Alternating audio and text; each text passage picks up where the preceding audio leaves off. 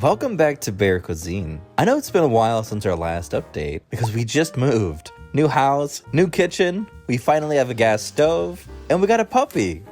In the future video, we would like to share with you what we ate on an everyday basis. Maybe one day, you're feeling you don't know what to cook. Hopefully, this series will give you some nice ideas. All very simple food that you don't have to worry about.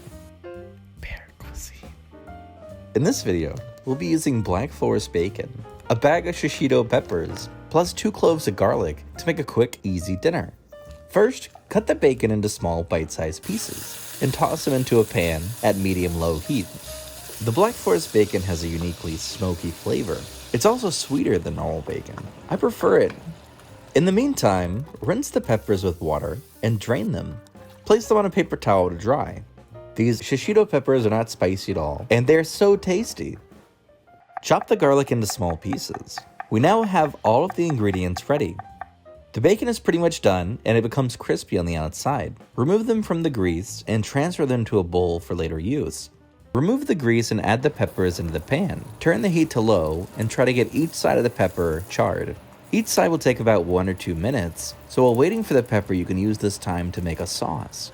Add half tablespoon of sugar, half tablespoon of salt, 1 tablespoon of soy sauce, 1 tablespoon of oyster sauce. Add a 1/4 cup of water and stir everything well. In the meantime, don't forget to come back and flip the pepper so it won't burn. You might be curious about what's inside the pot next to it. That's where we're going to have this bacon pepper dish. It's a quinoa millet porridge with some squash cubes. This porridge by itself is plain and matches so well with the savory bacon dish. The pepper is nicely charred and we're going to add the bacon. Even though we're on low heat most of the time, the heat keeps building, and now this pan is super hot. So by adding the bacon first, we can make the temperature inside the wok decrease. And when we add the sauce, it won't create so much smoke. Now, add the sauce together with the minced garlic and stir everything. Cook until nearly all of the liquid is evaporated.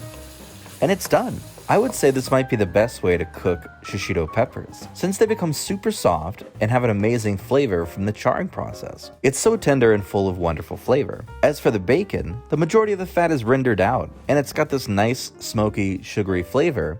Plus, with the garlicky sauce, it's just amazing.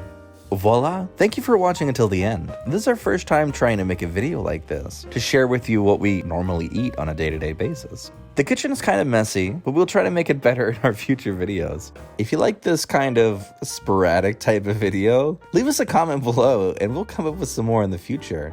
Thanks for watching!